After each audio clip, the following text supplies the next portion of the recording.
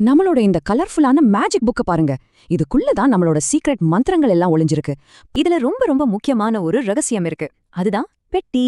ஆமாம், இந்த மேஜிக் பெட்டிக்குள்ள நீங்க எந்த மெய்யெழுத்து வேணும்னாலும் உட்கார வைக்கலாம். இதுதான் இன்னைக்கு நம்ம ஹீரோ.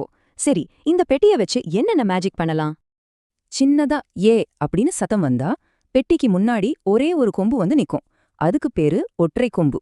இந்த ஒற்றை கொம்பும் நம்ம பெட்டியும் சேர்ந்தா நமக்கு கிடைக்கிறது கே.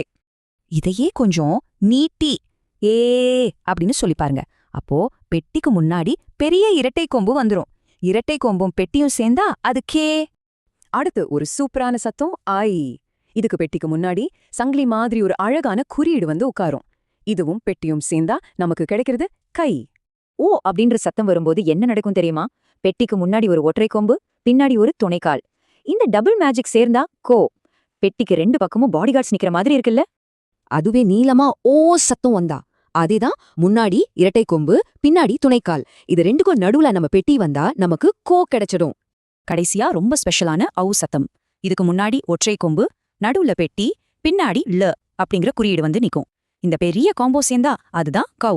இந்த பெட்டி விதிகளை ஞாபகம் வச்சுக்கிட்டா போதும். கா வரிசை மட்டும் இல்ல, சா சா சி லா லா லி டா டா டி அப்படின்னு தமிழ்ல இருக்கிற எல்லா உயிர்மை எழுத்துக்களையும் ரொம்ப ரொம்ப ஈஸியா நீங்க எழுதிடலாம். பெட்டிக்குள்ள வேற எழுத்த மாத்தி போட்டா அந்த வரிசை அப்படியே ரெடி. இந்த பாடம் உங்களுக்கு நல்லா புரிஞ்சிருந்தா இது போல இன்னும் நிறைய வீடியோக்கள் பார்க்க ஷைன் கிட்ஸ் ஹப் சேனலுக்கு சப்ஸ்கிரைப் பண்ணுங்க. உங்க நண்பர்களுக்கும் இந்த வீடியோவை ஷேர் பண்ணுங்க. இப்போ உங்களுக்கான ஒரு சின்ன சவால். பெட்டிக்குள்ள எழுத்த போட்டு இந்த எல்லா மேஜிக்கும் பண்ணி பாக்குறீங்களா? நீங்க எல்லாரும் சூப்பரா பண்ணுவீங்கன்னு எனக்கு தெரியும். அடுத்த கிளாஸ்ல பார்க்கலாம். பாய்.